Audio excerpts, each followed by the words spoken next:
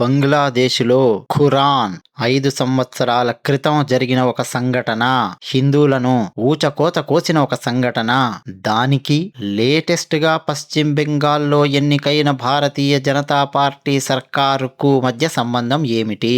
బీజేపీకి ఒక్క ఓటు వేస్తే ఆ రాష్ట్రంలో ఎన్ని మార్పులు వస్తాయి చెప్పడానికి లేటెస్ట్ గా ఒక సంఘటన జరిగింది. అది నేను మీ ముందు తీసుకొచ్చే ప్రయత్నం చేస్తాను. మా ఛానల్ నచ్చితే సబ్స్క్రైబ్ అవ్వండి.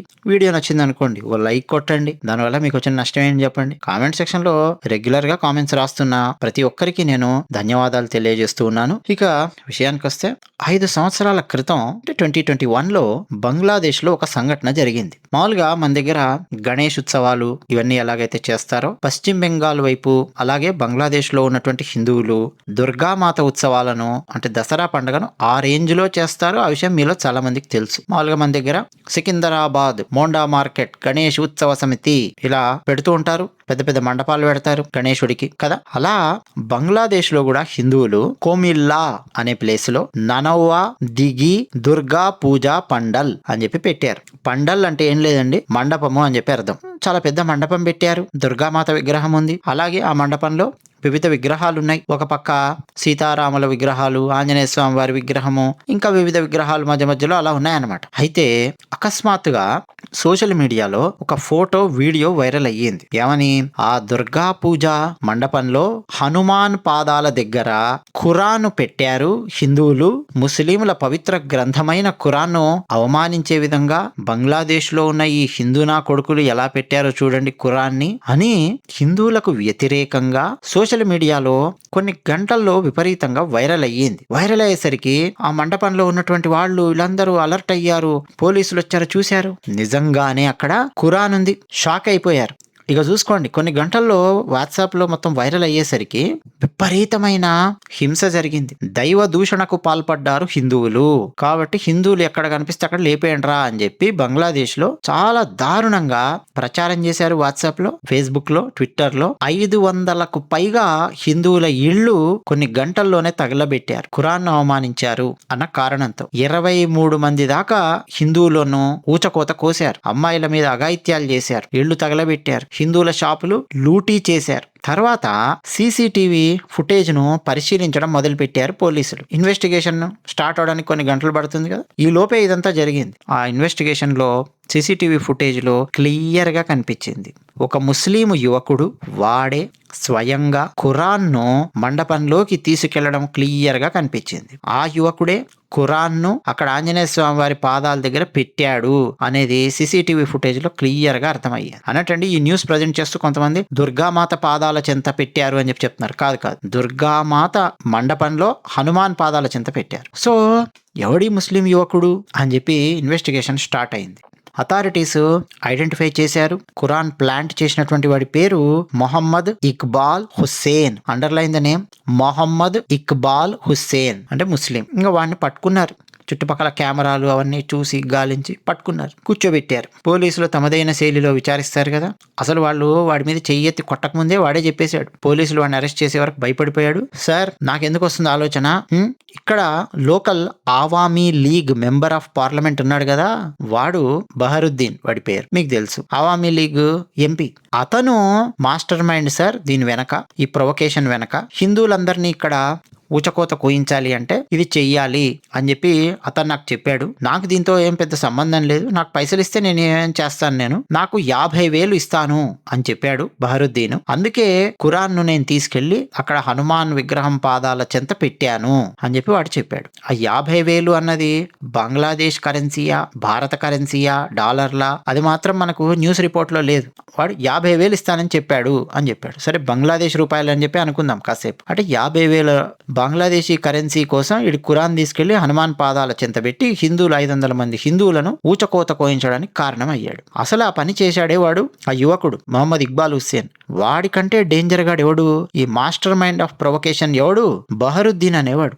ఇప్పుడు వాడిని తీసుకురండ్రా అని చెప్పి అనే వరకు పోలీసులు చెప్పే లోపు వాడు గాయబ్, అంటే మాయమైపోయాడు బహరుద్దీన్ గాడు. ఇంకా బంగ్లాదేశ్ గవర్నమెంట్ ఇన్వెస్టిగేషన్ చేయడం మొదలెట్టింది. ఇక షేక్ హసీనా ప్రభుత్వం ఉన్నప్పుడు చాలా సీరియస్ గా ఇన్వెస్టిగేషన్ చేశారు, పట్టుకోండ్రా ఎక్కడున్నారు అని చెప్పి ప్రయత్నం చేశారు. ఎందుకంటే హార్మోనీని డిస్టర్బ్ చేయడానికి కారణమైనటువంటి సంఘటన. అడిషనల్ ఫోర్సెస్ ని డిప్లాయ్ చేశారు, వాడు దొరకలేదు. సో బంగ్లాదేశ్ పోలీసులు బహరుద్దీన్ కోసం ఎంత గాలించినా వాడు దొరకలేదు, వాడి జాడ దొరకలేదు. అకస్మాత్తుగా 2 రోజుల క్రితం ఎవరో బహరుద్దీన్ని భారతదేశంలోనే మన కోల్కతాలో చూసినట్టు సమాచారం ఇచ్చారు. అందుకు సంబంధించిన వీడియో ఫుటేజ్, ఫొటోస్ ఆన్లైన్ లో ఫుల్ వైరల్ అయ్యాయి, నిర్ధారణ అయ్యింది. సో నిన్న ఉదయం కోల్కతా పోలీసులు నిందితుడైనటువంటి ఆ నీచుణ్ణి బహరుద్దీన్ గాడిని అరెస్ట్ చేశారు. అంటే వాడు 5 సంవత్సరాల నుంచి చాలా హ్యాపీగా కోల్కతాలోనే ఉన్నాడు. మమతా బెనర్జీ గారు పరిపాలిస్తున్న కోల్కతాలోనే ఉన్నాడు. ఇంకా చాలా చోట్ల మన భారతదేశంలో ఏ ఏరియాస్ లో ఎవడెవడు ఎక్కడి నుంచి వచ్చి ఎలా దాక్కున్నాడో ఇక ఊహించండి. వాడు కేవలం ఒంటరిగా లేడు, వాడి భార్య, వాడి కుమారుడు, వాడి తల్లిదండ్రులు, అలాగే వాడి కుటుంబానికి చెందిన ఇంకో 5 వ్యక్తులు ఉంటారు కదా, భార్య, తమ్ముడో, చెల్లాడు, భార్య, ఫ్యామిలీ ఉంటది కదండి, అలాంటి వాళ్ళు మొత్తం అండి ఇంతమంది కోల్కతాలో ప్రశాంతంగా జీవిస్తూ ఉన్నారు. భారతదేశంలో ఉండే అధికారిక పత్రాలన్నీ వాళ్ళు పొందారు. ఫర్ ఎగ్జాంపుల్ రేషన్ కార్డు కావాలి, హ్యాపీగా రేషన్ కార్డు ఉంది వాళ్ళ దగ్గర. అందరి దగ్గర ఆధార్ కార్డ్స్ ఉన్నాయి, మొత్తం ఓటర్ కార్డ్స్ ఉన్నాయి. అంటే మొన్న ఎలక్షన్స్ లో బహుశా మమతా బెనర్జీకి ఓటు కూడా గుద్దింటారు వీళ్ళు. ఆలోచించండి మమతా బెనర్జీ పాలన ఎలా ఉంటుంది అని చెప్పడానికి. ఒకవేళ నరేంద్ర మోదీ గారు వీళ్ళు వాళ్ళ పోలీసులను డిప్లాయ్ చేసి వెస్ట్ బెంగాల్లో ఎవడెవడున్నాడో పట్టుకుందాము అని చెప్పి ప్రయత్నం కనుక చేసుంటే అసలు వాళ్ళని రానిస్తే కదండి.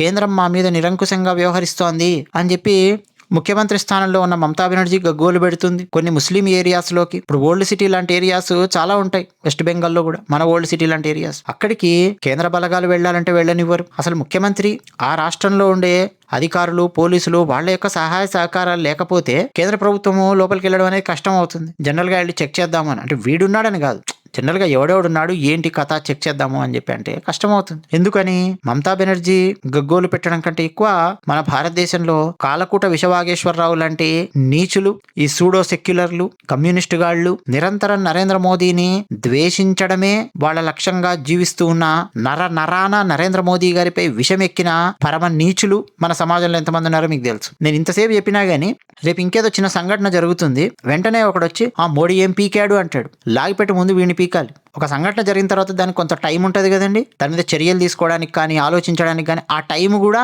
ఇవ్వరు. ఈ లోపే మోడీ ఏం పీకాడు అని రాస్తారు మనకు కొంతమంది కొన్ని సంఘటనల సందర్భంలో. అంటే అలా ఉంది మన భారతదేశంలో. ఎందుకు ఇది చెప్తున్నానంటే, అరే మరి కేంద్రంలో బీజేపీ ఉందిగా, బెంగాల్లో వెళ్ళి అణువణువున తూర్పార పట్టొచ్చుగా, గాలించొచ్చుగా, ఎవడోడున్నాడు ఎత్తుకొచ్చుగా. అంత ఈజీ కాదు.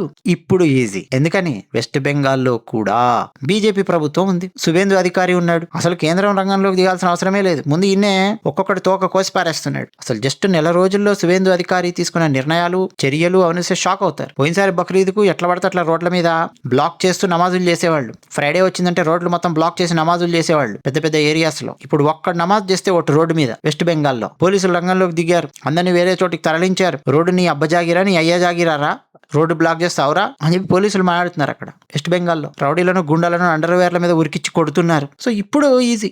సో అర్థమైందండి, కేంద్రంలో మాత్రమే బీజేపీ కాదు, రాష్ట్రంలో కూడా బీజేపీ కావాలి. తెలంగాణలో ఖచ్చితంగా రావాలి. తెలంగాణలో నెక్స్ట్ జిహెచ్ఎంసీ ఎలక్షన్స్ ఉన్నాయి, చూద్దాం ఎంతమంది వేస్తారు.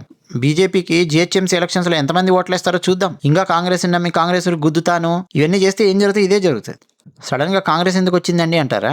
చెప్తాను, చెప్పి ముగిస్తా. అస్సాం రాష్ట్రం, వెస్ట్ బెంగాల్, అస్సాము, ఈ 2 రాష్ట్రాల లోపలికి ఎక్కువగా బంగ్లాదేశ్ నుంచి చొరబాటుదారులు వచ్చారు. ఏదో అత్తగారింటికి అల్లుడు వచ్చిపోయినట్టు వచ్చిపోతారు అంత ఈజీగా. లేదంటే అదేదో సినిమాలో చెప్పినట్టు మనవాడు వచ్చినట్టు వచ్చి పాతుకుపోతారు. అస్సాంలో కూడా చాలా మంది ఉన్నారు. అస్సాంలో మొన్న ఎలక్షన్స్ జరిగితే సరే బీజేపీ గెలిచింది మీకు తెలుసు. కాంగ్రెస్ 20 మందిని నించోబెట్టింది. 20 మంది ముస్లింస్ నించోబెడితే ఆ 20 మందిలో 18 మంది ముస్లింస్ కాంగ్రెస్ ఎమ్మెల్యేలుగా గెలిచారు. మరో చోట కాంగ్రెస్ హిందువుని నించోబెడితే ఆ హిందూ గెలిచాడు. మొత్తం కాంగ్రెస్ పార్టీ అస్సాంలో సాధించిన ఎమ్మెల్యే సీట్ల సంఖ్య 19. జస్ట్ పోయిన నెల 2026 మే 4వ తేదీ వచ్చిన రిజల్ట్ చెప్తున్నా. అస్సాంలో 19 మంది కాంగ్రెస్ ఎమ్మెల్యేలలో 18 మంది ముస్లింస్, ఒక్కడు మాత్రమే హిందూ. అస్సాం లోపలికి చొరబాటుదారులు బంగ్లాదేశ్ నుంచి వస్తారు. అంటే ఎవడెవడు ఓట్లేస్తున్నాడు, ఎవరికి ఓట్లేస్తున్నారు ఆలోచించండి. మరి కాంగ్రెస్ హిందువులను ఎందుకు నించోబెట్టలేకపోతుంది? అసలు అవన్నీ ఎందుకండి? వెస్ట్ బెంగాల్లోకి రండి. సరే బీజేపీ గెలిచింది, టీఎంసీకి 80కి పైగా వచ్చాయి, అందులో 64 మంది 65 మంది జంపు జిలాని ఇవన్నీ మనకు తెలుసు. కాంగ్రెస్ ఎన్ని ఎమ్మెల్యే సీట్లు గెలుచుకుంది వెస్ట్ బెంగాల్లో? అడగండి సార్, అడగండి నన్ను, చెప్పనా? 2 సీట్లు గెలుచుకుంది కాంగ్రెస్. ఆ 2 కూడా ముస్లిం సీట్లు గెలుచుకుంది. ఇద్దరు ముస్లిం ఎమ్మెల్యేలు, ఇద్దరు ముస్లింలు మెజారిటీగా ఉన్నటువంటి ప్లేస్ లో మాత్రమే గెలవగలిగారు కాంగ్రెస్ వెస్ట్ బెంగాల్లో. ఇంకా ఎవడెవడు ఓట్లేసి ఉంటాడు ఏంది, ఇంకా మీరు ఆలోచించుకోవచ్చు. బహరుద్దీన్ లాంటి వాళ్ళు ఎంతమంది ఉన్నారు ఓటర్ ఐడి కార్డులతో, మీరు ఆలోచించుకోవచ్చు. వెస్ట్ బెంగాల్లో హిందువులలో ఒక యూనిటీ వచ్చిందండి. వచ్చేసరికి బీజేపీ సర్కార్ వచ్చింది. అయితే బీజేపీ సర్కార్ కేవలం హిందువుల కోసం పనిచేయట్లేదు, దేశం కోసం పనిచేస్తుంది, అందరి కోసం పనిచేస్తుంది. ఒక్క ఓటేస్తే మొత్తం ఎంతమంది కుబుసాలు కదులుతున్నాయో చూడండి. మన దగ్గర బీజేపీకి ఒక్క ఓటు వేయడానికి వీడు 100 క్వశ్చన్లు అడుగుతాడు. నరేంద్ర మోదీ గారు 100 గొప్ప పనులు చేసినా, 100 మంచి పనులు చేసినా నిరంతరము బీజేపీ మీద ద్వేషము విషం చూస్తా. జిహెచ్ఎంసీ ఎలక్షన్స్ లో ఎంతమంది ఓట్లేస్తారో చూద్దాం. ఆంధ్రప్రదేశ్ కు సంబంధించిన వాళ్ళు కూడా చాలా మంది హైదరాబాద్ లో ఉన్నారు. హైదరాబాద్ లో ఓటు హక్కున్న వాళ్ళు ఉన్నారు. మీరు కూడా అండి అసలు కాసేపు ఈ తెలంగాణ ఆంధ్ర పక్కన పెట్టేయండి, వైసీపీ టీడీపీ ఈ గోల పక్కన పెట్టేయండి. హైదరాబాద్ జిహెచ్ఎంసీ ఎలక్షన్స్ లో ఓట్లు వేసే వాళ్ళు ఎవరికి వేయాలో ఒకసారి మీరు ఆలోచించుకోండి, మీకే తెలుస్తుంది. అదే విషయం. ధన్యవాదాలు.